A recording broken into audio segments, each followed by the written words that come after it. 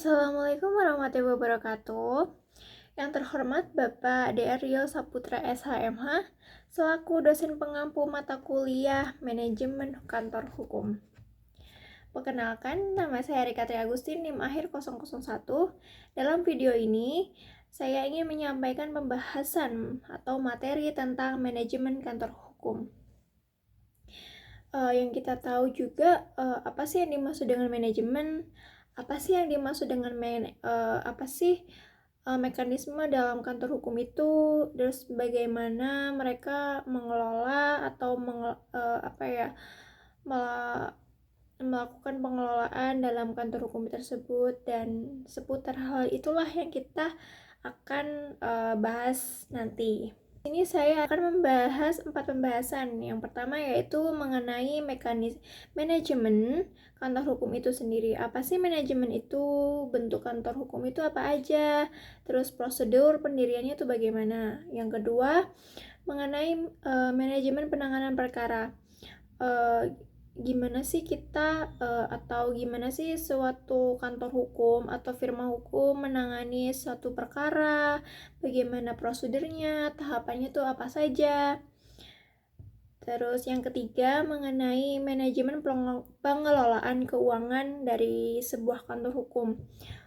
Kita juga ingin tahu atau perlu tahu mengenai bagaimana suatu kantor hukum itu mengelola biaya-biayanya, biaya yang masuk itu apa aja, biaya yang didapatkan itu apa aja. Terus yang keempat dan yang terakhir ini mengenai manajemen pengacara, partner and associate, dan teknik wawancara.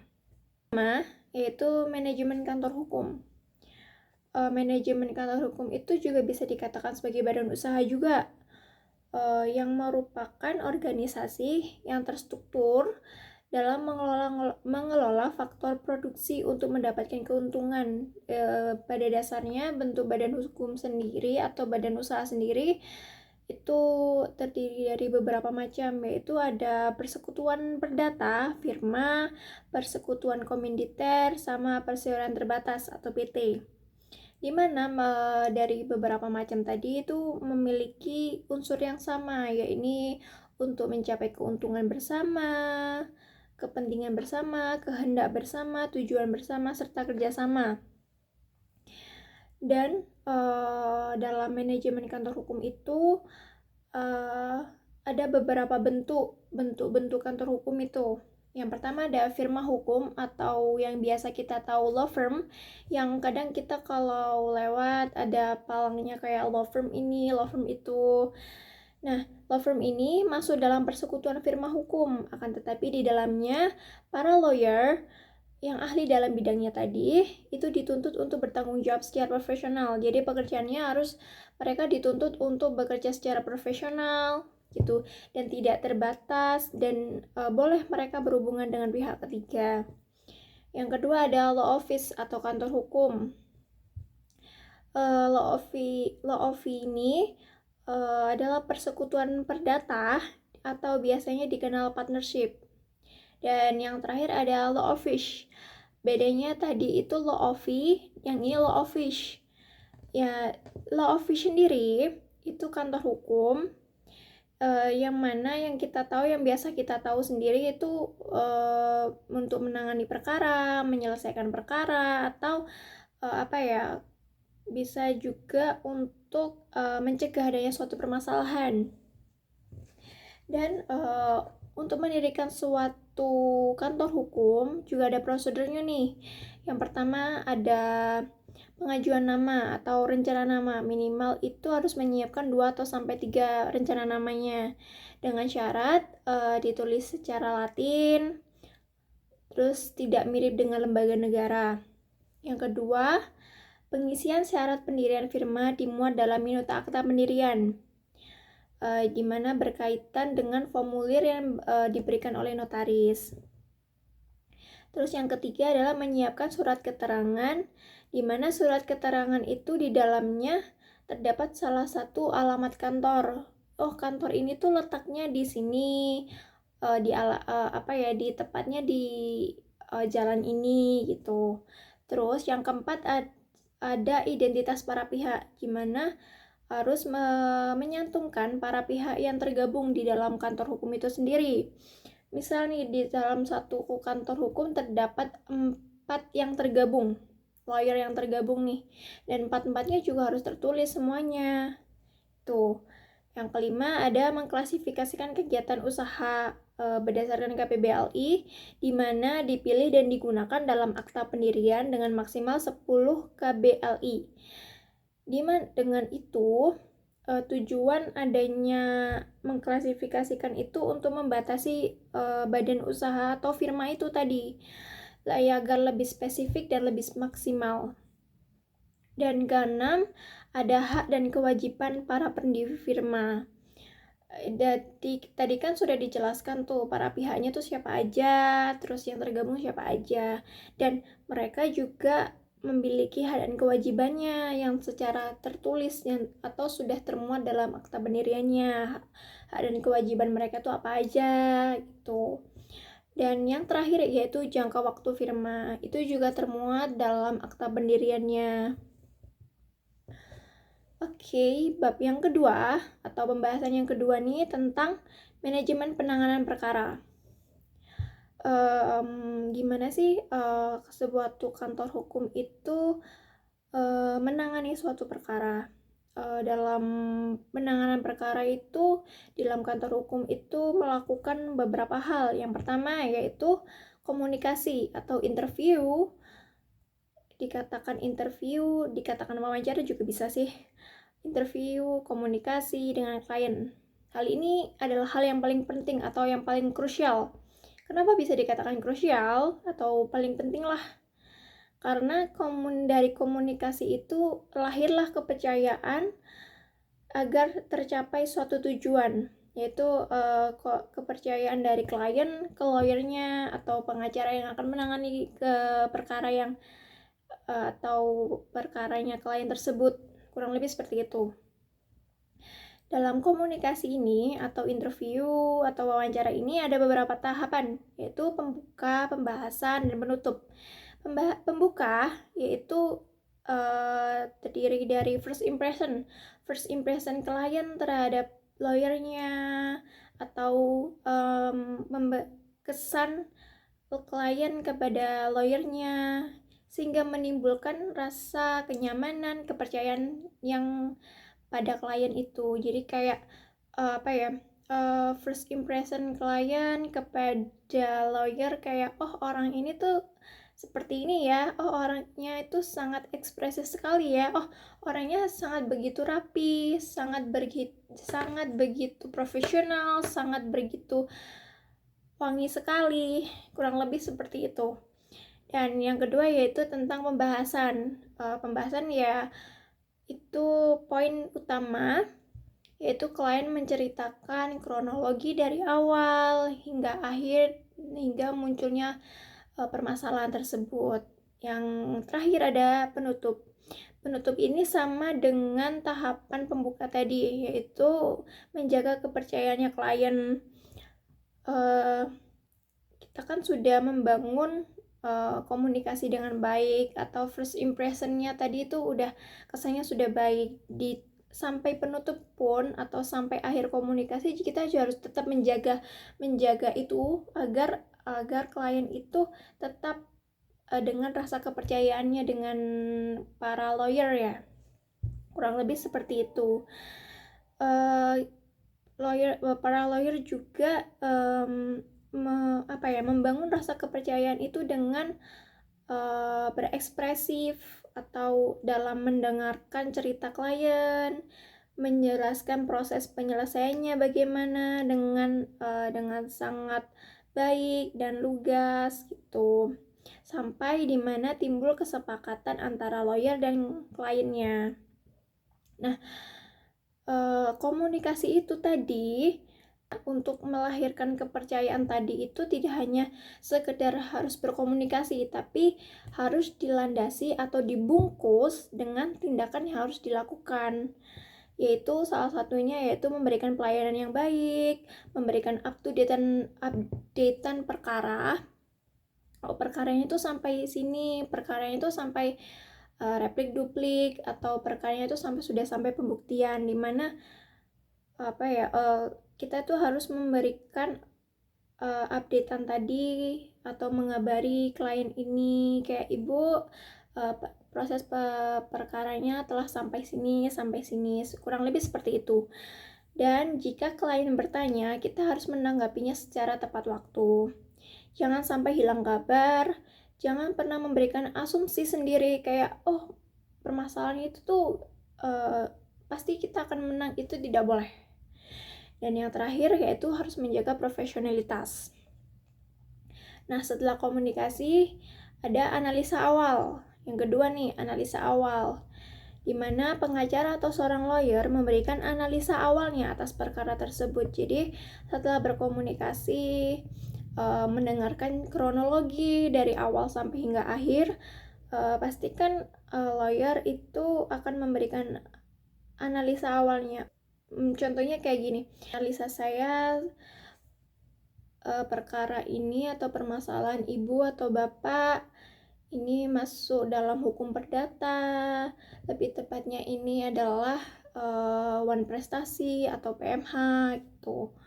Itu analisa awal. Yang ketiga ada gelar perkara, di mana diawali dengan pemaparan kronologi dari hasil komunikasi atau interview tadi, dan para anggota tim akan memberikan pandangan sampai memperoleh kesepakatan bersama. Jadi gelar perkara ini dilakukan oleh beberapa lawyer atau tim dari kantor hukum tersebut, di mana kayak menyelesaikan perkara ini tuh ranahnya seperti ini, penyelesaiannya tuh bagaimana. Dalam gelar perkara ini tidak hanya membahas tentang perkaranya saja, tapi juga membahas tentang biayanya, waktunya, saksi-saksi mana, gitu. Dan yang keempat adalah legal opinion, yaitu pembuatan legal opinion atau legal dokumen. Akan tetapi legal opinion ini tergantung pada kliennya meminta atau tidak, seperti itu. Dan yang kelima, melihat potensi perkara ini masuk dalam proses pengadilan atau di luar pengadilan. Jika dirasa perkara itu sudah cukup dilakukan secara mediasi atau negosiasi di luar pengadilan, ya sudah, mungkin sampai situ saja. Tapi kalau memang dirasa perkara ini lebih baik diselesaikan di pengadilan atau memang keputusan terakhirnya adalah di pengadilan, maka langkah selanjutnya yaitu pengumpulan dokumen yang diperlukan seperti sertifikat tanah, terus dokumen-dokumen yang penting itu, dan yang terakhir yaitu pemberkasan. Dari semua hal tadi, yang terpenting dalam hal ini, dalam penanganan suatu perkara itu adalah sinergi. Karena manajemen tanpa sinergi tidak akan pernah menjadi apa-apa. Sinergi sendiri adalah bentuk kerjasama masing-masing pihak, bentuk kerjasama setiap orang yang memiliki tujuan yang sama. Jadi intinya itu kerjasama antar tim. Kita tahu nih, kita bekerja sama dengan orang-orang yang berbeda, pasti memiliki pandangan atau penyelesaian dari perkara itu pasti punya kayak, oh ini tuh seharusnya seperti ini, dan seperti itu, pasti akan berbeda-beda, tapi mereka tapi tetap dengan tujuan yang sama untuk menyelesaikan perkara tersebut. Kurang lebih seperti itu. Dan pembahasan yang ketiga tentang manajemen pengelolaan keuangan. Manajemen pengelola keuangan merupakan aktivitas kegiatan yang berkaitan dengan bagaimana cara mendapatkannya, menggunakannya, pengelolaan keuangannya bagaimana.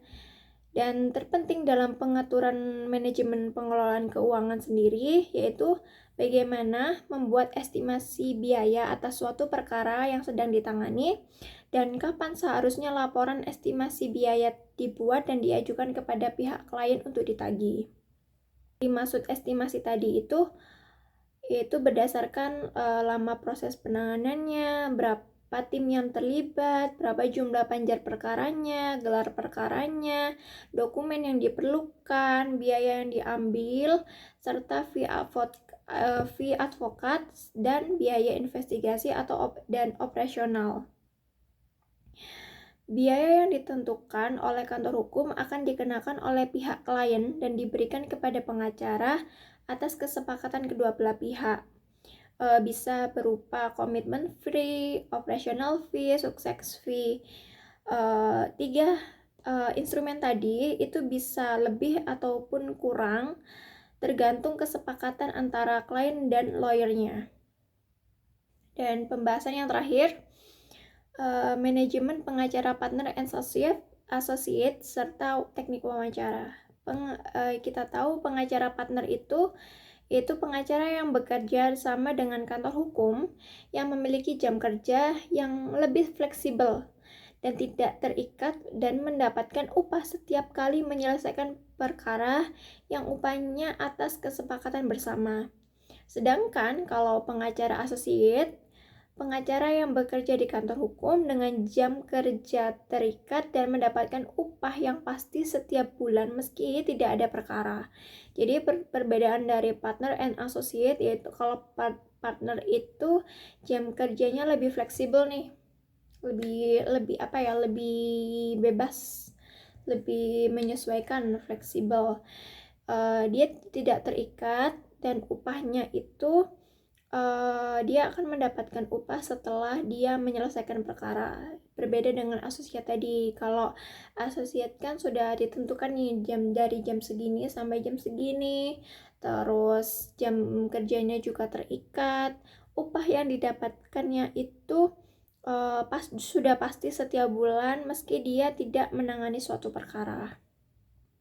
Terus ada teknik wawancara. Seorang pengacara atau lawyer pasti akan selalu berkomunikasi dengan kliennya, dikatakan pasti akan menanyakan hal-hal yang berkaitan dengan perkara, dan ada beberapa bentuk permasalahan, akan tetapi tidak hanya permasalahan dan bentuk pencegahan. Ada yang berbentuk pencegahan. Pandangan klien dengan pandangan lawyer itu pasti akan berbeda. Maka seorang lawyer itu harus mengidentifikasikan dari kronologi yang dipaparkan oleh klien masuk dalam bidang mana nih, apakah ini masuk dalam pidana atau perdata. Dalam teknik wawancara ini tidak hanya kita melihat dari sudut pandang lawyer saja, tapi kita harus melihat sudut pandang dari klien tersebut atau melihat dari sudut pandang lain juga. Dan selanjutnya persiapan wawancara itu bisa berupa tempat mana nih yang ditentukan, resto mana, atau mau bertemu klien di kantor, seperti itu. Pakaian yaitu seorang lawyer juga harus berpakaian yang rapi untuk bertemu dengan kliennya agar tercipta tadi rasa kepercayaan tadi. Terus seorang lawyer juga bisa membawa catatan kayak buku kecil atau notulen untuk mencatat hal-hal yang penting yang disampaikan oleh klien. Terus juga bisa menyiapkan pertanyaan yang harus ditanyakan kepada klien sesuai dengan bidangnya atau bidang permasalahannya. Misal, klien ini berkonsultasi tentang perdata bisnis, tentang perusahaan. Kurang lebih pertanyaannya seperti ini, tidak jauh tentang perdata bisnis. Terus ada struktur wawancara tadi yang sama tadi dengan penanganan perkara yang berkomunikasi, itu sama, ada pembuka, terus penutup, pembahasan dan penutup. Dan juga dilihat dari kualitas pertanyaannya. Jadi kalau pertanyaan memang tidak berkualitas, jawaban dari klien juga tidak akan berkualitas. Seperti itu. Terus teknik mendengarkan, yaitu fokus pada klien, mendengarkan dari awal hingga akhir tanpa memotong pembicaraan klien. Nah, itulah kurang lebih pembahasan mengenai manajemen kantor hukum sependek pengetahuan saya. dan sependek pemahaman saya. Jadi jika ada salah atau kurang atau lebih, saya mohon maaf sebesar-besarnya. Terima kasih atas waktu dan perhatian Pak Rio. Wassalamualaikum warahmatullahi wabarakatuh.